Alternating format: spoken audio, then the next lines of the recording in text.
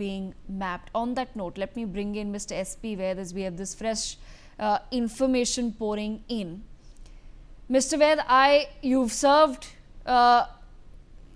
in J&K in the region for a very, very long time, sir. I want to understand from you, firstly, sir, what do you make of the fact that several doctors operating out of the Delhi-NCR region are the masterminds, or rather the executors of the Red Fort blast? See, good afternoon to you and my co-panelists and all the viewers. Sorry, it's in the morning, not good afternoon. Good morning. See, in Kashmir Valley, if somebody has worked, he or she knows, ultimate dream of Kashmiri youth is to become a medical doctor. And it's very surprising that after having fulfilled their dreams, the boys and girls in Kashmir Valley, they aspire to become more than anything, any other profession, is a doctor. And after having become a medical doctor, to get radicalized to the extent of killing own countrymen, becoming a suicide bomber, breaking your own country, working against your country.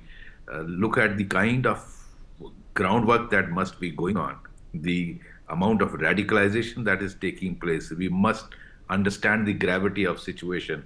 And I have no doubt, seeing the footage, that it is a suicide bomber attack. Basically, after realizing that the whole plan, which was actually meant for a much bigger terror attack in Delhi or around Delhi, because Faridabad is just outskirts of Delhi, and all this was being planned while it got actually the whole nexus was looking that it is getting broken. And the ways J&K police accidentally, through the CCTV footage, saw this Dr. Adil and his putting posters in Srinagar, then recovery of the weapon from him, then the whole chain, another doctor from Faridabad and recovery, and then now third doctor, that lady figuring, and then now this is fourth doctor who's acted as suicide bomber. He probably thinking that the whole plot is getting compromised. The security forces are unraveling the whole mystery. So he has become a suicide bomber. So I think... So Mr. Vaid, do you think what happened yesterday with the car moving around with the explosives was a panic suicide bombing attempt? It is just to see that some kind of drastic action he is able to do, so that they are able to inflict some casualties in a most crowded place at the peak hours of, and it happened around 6, if you listen to Police Commissioner Delhi, 6:50 or 6:55 p.m. That is the peak time, and this is the most crowded place. So I think he chose the place rightly, chose the timing rightly to inflict maximum casualties. So looks like this is what he has done after the police was able to arrest some of his colleagues, recover about 2,900, I'm told, kgs of ammonium nitrate, and something has been used with ammonium nitrate, as it is not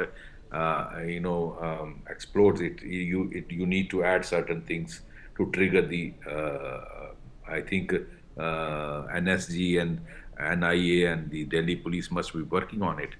Yes. But Mr. Vaid, on that note, I also want to understand from you, sir. I want to understand from you. So a car has been bought in the past 1 year, which was used in the blast. thousands of kilograms of explosives recovered, ammunition recovered, arms recovered. Clearly, there is a flow of money coming in from somewhere. Where do you think that flow of money or that money trail would lead back to? I'm sure the investigative agencies would already be following that money trail, but where is it heading back? Yes, the investigation must be going on that front, but the money trail will ultimately end up across the border. Let me assure you, the money must be coming from very right sources. And, you have thousands of trucks coming from Kashmir Valley, particularly in fruit season like this. And each truck is laden with number of apple boxes. So it's not difficult to carry explosive and arms from Kashmir Valley to rest of India. We have been grappling with this situation. A number of times I had attended meetings in MHA of possibility of putting, there's a place known as Lakhanpur, which is the point where J&K and the rest of India, Punjab is actually, Punjab starts and J&K ends. So as gateway of J&K and gateway of rest of India.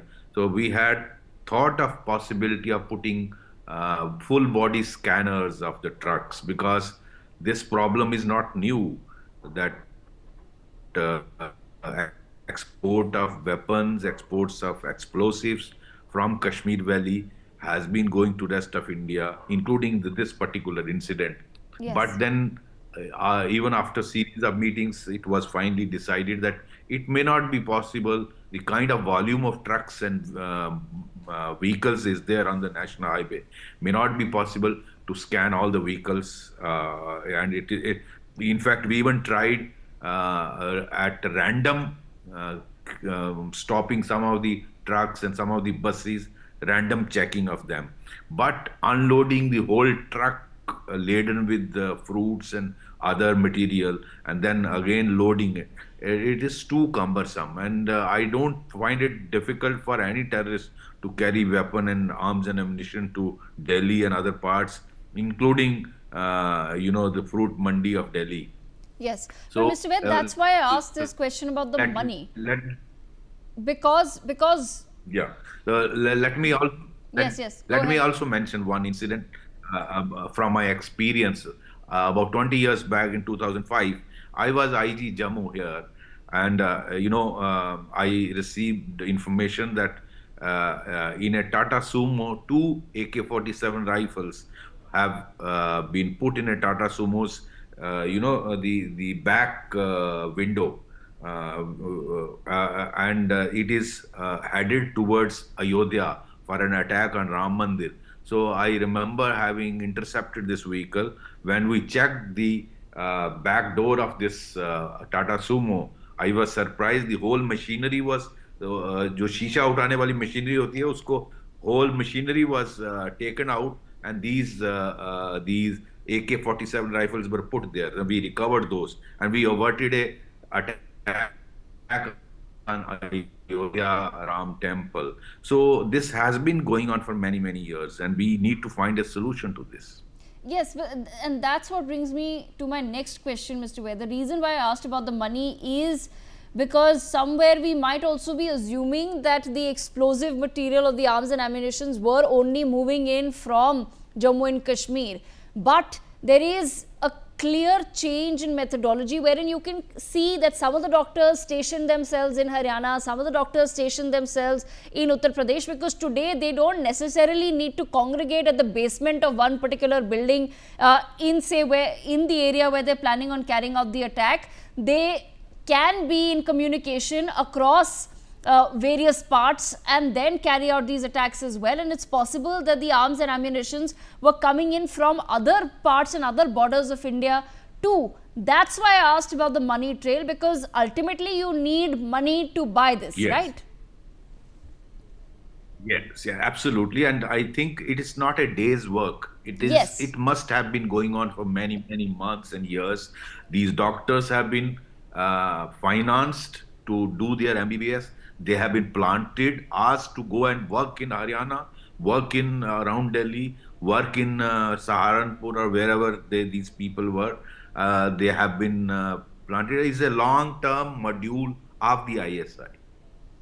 So, Mr. Vaid, then, one doctor has been caught putting up posters of Jaish-e-Mohammed. The female doctor, we've learned, was actually became the recruiter of the women's wing of the Jaish-e-Mohammed in in India, in at least the northern region specifically, but in India, she was one of the key recruiters for the women's wing, which recently the news had come out that Jaish-e-Mohammed has launched a women's wing as well, which is being headed by Masood Azhar's sister. That then brings me to my next question to you. How do we break the Jaish-e-Mohammed? How do we break the backbone of the Jaish-e-Mohammed, which is Masood Azhar, which is this Azhar family? And what is it that we need to do now dramatically? Because otherwise, what's happening, Mr. Vaid, is that through certain operations, we felt that we'll buy peace for a few months.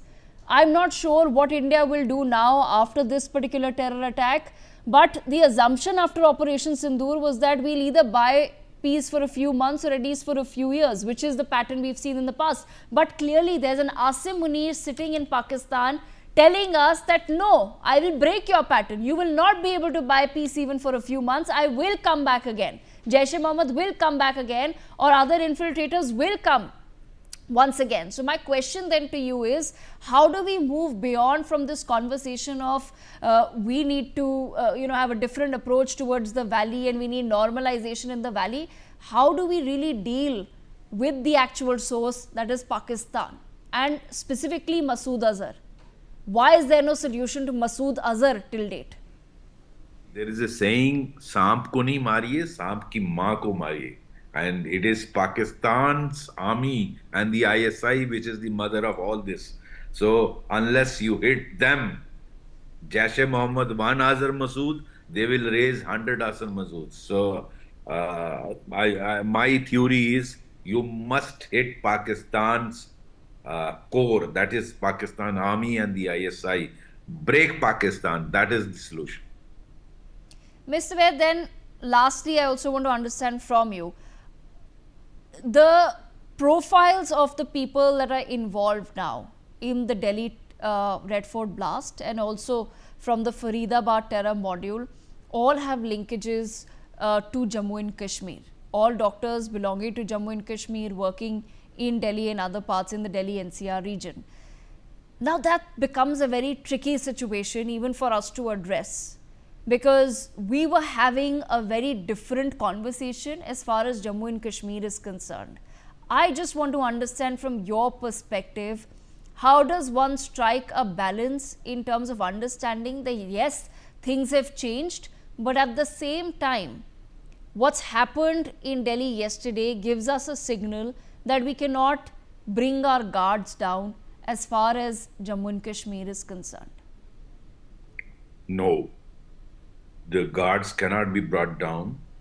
Kashmir, see, apparently the situation, there's a lot of change in Kashmir Valley, no doubt. But, the realization across the border is that they were not able to hit India after Modi government came into power 2014, particularly the hinterland of India, where before 2014 you were able to have terror attacks almost every city of the country, and particularly Mumbai, Delhi, these places repeatedly, major attacks.